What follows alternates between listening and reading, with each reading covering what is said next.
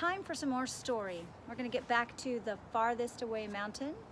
We left Dakin falling asleep after meeting the three gargoyles, who cried because she understood how sad they were. The next chapter is entitled The Tunnel.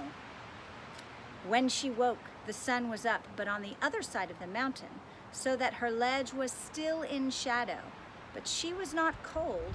Zog must have been breathing on her in the night because she could feel the icy wind blowing on her, yet she didn't get chilled by it. At once she looked around for her gargoyle friend. She was very touched to see that he had moved around to the edge of the ledge, where he had curved his long neck upward into a kind of stone hook to stop her from rolling off in her sleep.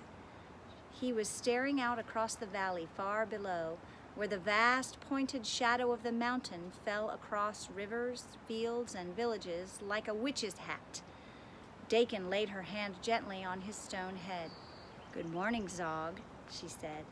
Zog started as if in fright when she touched him, but then he seemed to push up against her hand like a cat being stroked, and she knew he was going to start moaning, "Ah," again, as all the gargoyles did when she was kind to them. So she quickly said, "Now I must eat some breakfast and think about what I'm to do." "Yes," said Zog, "you must not delay. Drakemag sleeps late, but the witch is still about until the sun falls on her. She's a night creature, of course." "And Drakemag is a day creature?" asked Dakin, munching on bread and cheese. "Oh yes, he's not a specter. He is all too real." "What is he?" Zog stared at her. "Do you not even know that?" "No, he's an ogre, one of the biggest in the world." "Oh," Dakin swallowed hard. Her mouth was suddenly too dry to eat. "Could I have another drink, please?" she asked in a small voice. Zog glided along the rock face until he was above her, and then he opened his mouth and trickled water into hers. She thought he had a dear little face now that didn't look wicked anymore, and she patted it when she had drunk her fill. "Thank you, Zog. You are so sweet." "Oh," he moaned dolefully. "Now don't start that. Everything is going to be all right. I don't think I'll bother about the lily pool, though I do wish I'd known what it was at the time.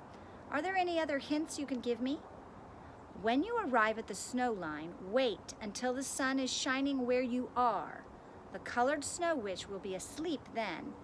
When you're walking through the snow, be sure only to walk where it's white. The colors are not natural.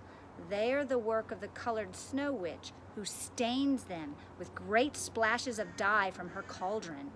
They have their own evil magic. Then there's the winged one." Dakin dropped her last piece of cheese, and it rolled to the edge and fell down, down, down, lost forever. "The what?" she gasped in horror. "It's a flying monster," said Zog. "It lives in a cave just below the summit of the mountain. It's Drakemag's watchdog, his slave. I don't know what you can do to save yourself from that, if you're not willing to go back and bathe in the—" Just at that moment, a faint trembling went through the very rock of the mountain. Zog stopped talking, and a look of terror came over his face. "It's him," he whispered. "He's making his morning rounds early. Oh, do go on. If he catches you here near me, he'll break me off and throw me down the mountain, and I'll be smashed to 1,000 pieces. Hurry ahead. You'll find a cave just around the corner with a tunnel too small for him. Good luck. Be brave. Now go. Do go." The vibrations were getting stronger now, and Dakin could hear the thunderous muttering she had heard in the cabin when Drakemag was coming. Giving Zog a very quick kiss and then stifling his "oh" with her hand, she picked up her knapsack and ran nimbly along the path, which, where it led off from her sleeping ledge, was much wider than before. As the thunder and the shaking increased, she rounded a corner and saw the cave before her. It was quite small, a little round hole in the wall, just about big enough for her to crawl into. And this she did, and only just in time, for at once the mouth of her cave grew dark as a huge hand passed in front of it. Drakemag, it seemed, was lying somewhere above and feeling with his huge fingers along all the ledges to make sure no one was on them. The hole into which Dakin had crawled was big enough to let in only Drakemag's little finger, if you could call that great thing, like a pink tree trunk, a little finger. And now in it came, poking about to see if anyone was in there. Dakin crept backward, staying out of its reach. Heavens, how big the whole of him must be! The little light that still came in around the root of his finger showed the most horrible nail she had ever seen, a great curved horny claw. She simply shivered with horror as this awful thing wiggled in front of her, but she knew not one more inch of Drakemag could get in, and there was plenty of tunnel behind her, so for the moment she was safe enough. At last, Drakemag's finger was taken out of the cave, and then she heard his voice roaring. "Zog! Zog! Og! What have you to report?" She heard Zog's voice very near, calling back, "Nothing, sir." And then two other voices, each a little fainter, echoing, "Nothing, sir! Nothing, sir!" Drakemag muttered and grumbled a bit, and then said in tones that made the mountain tremble, "Graw thought he smelled something in the night. Human flesh, lads, human flesh. What do you say to that, eh? And yesterday I could have sworn I heard someone laugh down in the meadow. I warned Croak, and now I'm warning you. If there's any treachery, heads will roll. Stone heads, you get it? They'll roll a long, long way." Then Drakemag gave vent to a really fearful roar, so loud that bits of rock from the roof of Dakin's cave broke off and came tumbling down.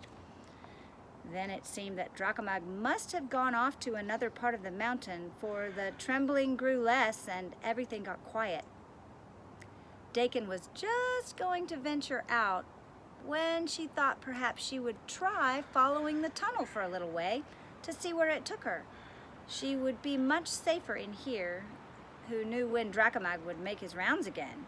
So she crawled and crawled right into the mountain itself.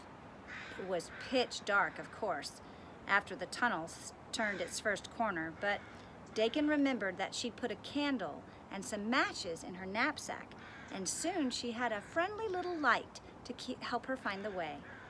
The tunnel was all ice-cold stone, and her knees and elbows were soon sore from crawling along.